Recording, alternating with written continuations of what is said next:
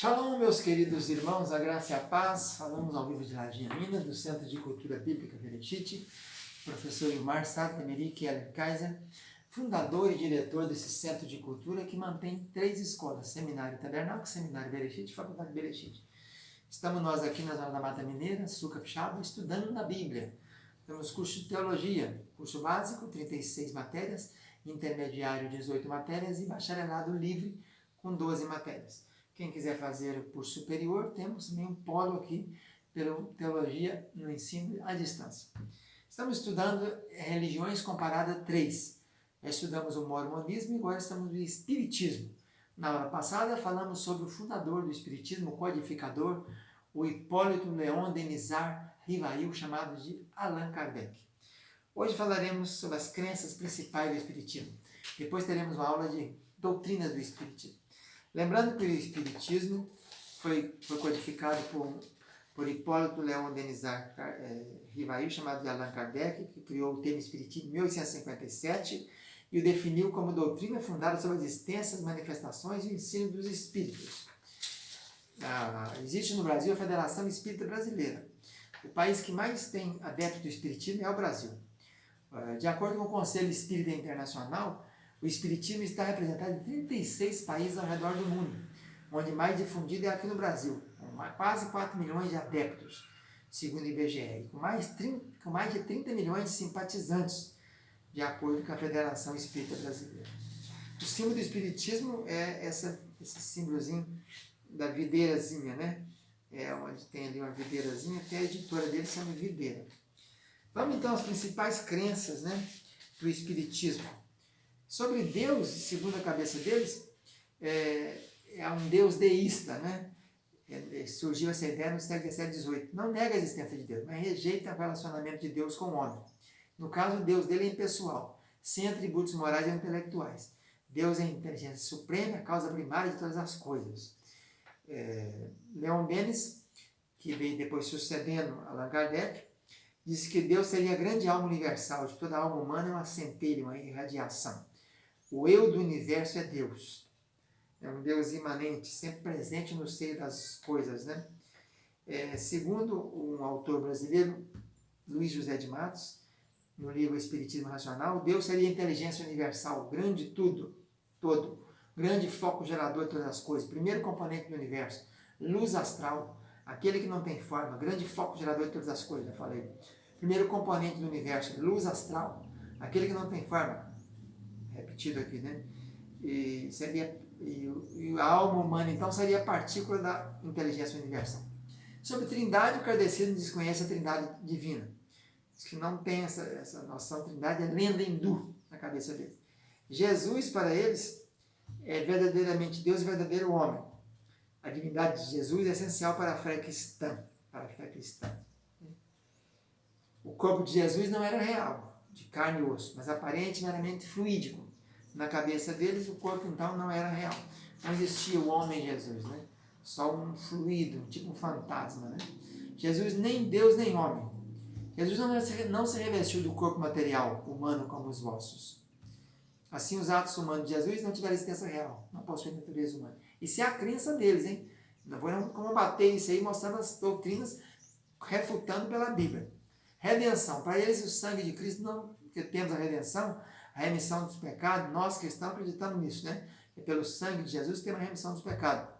Mas para eles, cada um é o próprio redentor de si mesmo, por isso tem que reencarnar. Se não deu conta de purificar a sua alma aqui, vai reencarnar e voltar depois em outra pessoa, na cabeça deles, né? Então, por essa ideia, o mal se expressa nas paixões humanas, como egoísmo, inveja, ciúme, orgulho, etc. Arrependimento não é suficiente, tem que expiar, por isso tem que reencarnar. Para eles tem 2 mundos, o mundo do corpóreo e o mundo espírita. A crença kardecista apresenta uma concepção antagônica de matéria e espírito. O mundo espírita é o mundo normal, primitivo, eterno, pré-existente, sobrevivente a tudo. E o mundo corporal é secundário. Poderia deixar de existir ou não ter jamais existido, sem que isso se altere a essência do mundo espírita. O universo é uma trindade, Deus criador, o espírito e a matéria. Mais um quarto elemento, o fluido, fonte de vida animal intermediária entre o espírito e a matéria. É de natureza elétrica ou magnética. Isso é a cabeça do espiritismo.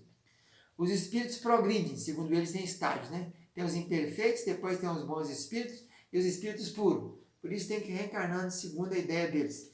Por isso, segundo eles, os espíritos são errantes. Vagam pelos mundos, visíveis e invisíveis, e visível e invisível.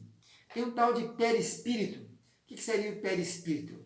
É o espírito que está unido ao corpo, utiliza o cérebro para se expressar, o corpo é um acessório, um invólucro temporário. Então, para que o espírito se una ao corpo, tem que ter o perispírito, que é o segundo invólucro, semimaterial. Quando o corpo morre, o espírito se despoja do corpo, mas não do perispírito. Então seria como se fosse um cisto, né? Um parasita aí do corpo humano. Não existe alma sem perispírito, também é chamado de corpo astral, corpo fluídico da alma, corpo psíquico ou ectoplasma. Isso tudo segundo a cabeça dos espíritas, né? Falando das crenças dos espíritas. A morte, a encarnação e a reencarnação. Então fica nessa sequência aí, né? Há um período que quando morre a pessoa, o espírito fica perambulando em volta do corpo por um período, para depois ir para o mundo dos espíritos. Não tem sexo e passa de um para o outro. A união da alma com o corpo começa no momento da concepção, mas só se realiza quando a criança nasce. Isso segundo o espiritismo. Todos os bons e os maus espíritos influenciam as pessoas. A reencarnação, então, é esse processo, né? De aperfeiçoamento dos espíritos. A moral. Segundo eles, Deus não tem necessidade de punir o mal e recompensar o bem. As 10 leis morais do espírita são as seguintes. Lei da adoração, a prece atrai os bons espíritos que nos ajudam. Lei do trabalho, é o caminho do progresso. Lei da reprodução, fornece o veículo da carne aos espíritos desejosos de se aperfeiçoar. Lei da conservação, obriga os homens a respeitar a vida do próximo como a própria sua. Lei da destruição, é inerente apenas à matéria. Lei da sociedade, o homem não pode progredir senão no meio de seus semelhantes. Lei do progresso, é absoluta, apesar de lenta em sua marcha. Lei da igualdade natural e original, as desigualdades são transitórias, materiais, sociais, fisiológicas. Lei da liberdade, nossa alma nos dá a liberdade de pensar e julgar. E a última lei moral deles é a lei da justiça e do amor. Querer para os outros o que desejamos para nós mesmos, amar aos outros como a nós mesmos. Igreja. Eles negam a doutrina cristã sobre a redenção e a santificação. Os meios instituídos por Jesus para levar a salvação e a santificação também são contestados. O Espiritismo de Kardec não tem culto, nem rito, nem templos. Né? A igreja é inútil para o Espiritismo. Por isso, bem assim como o batismo, ceia e ordenança de Jesus, a santificação não é alcançada aqui só por reencarnação. E por isso o Espiritismo não é cristão, porque nega as principais doutrinas do cristianismo. Podemos resumir as crenças do Espiritismo nos seguintes pontos. Possibilidade de comunicação dos espíritos mortos com os vivos, crença na reencarnação, crença no aperfeiçoamento pelo sofrimento e pelas boas obras, existência de muitos outros mundos fora esse nosso aqui, para que as vidas vão se aperfeiçoando. A virtude principal é a caridade, através da caridade as pessoas se aperfeiçoam. Deus, embora existente é por mais muito longínquo e se perde na distância imensurável de um ponto espiritual que mal podemos vislumbrar. O contato de Deus com os homens é feito por intermédio dos guias, espíritos, que ajudam os homens por meio de manifestações, que se realizam por intermédio e instrumentalidade dos médiuns. Jesus é considerado um espírito evoluído que alcançou desenvolvimento. O Espiritismo julga ser a terceira revelação, pretendendo ser o mesmo Espírito Santo prometido por Jesus. Os espíritas creem no valor das preces pelos mortos, pelos espíritos sofredores. Creem que as pessoas podem salvar a si mesmas pela própria força de vontade de fazer o bem. Creem na existência do céu, nem do inferno. Não tem nem céu nem inferno. Não creem na existência do diabo. Não tem. Por isso, então, essas são as principais crenças do Espiritismo, que é objeto dessa nossa aula aqui de hoje. Vamos ficando por aqui. Fica na paz. Tchau, tchau.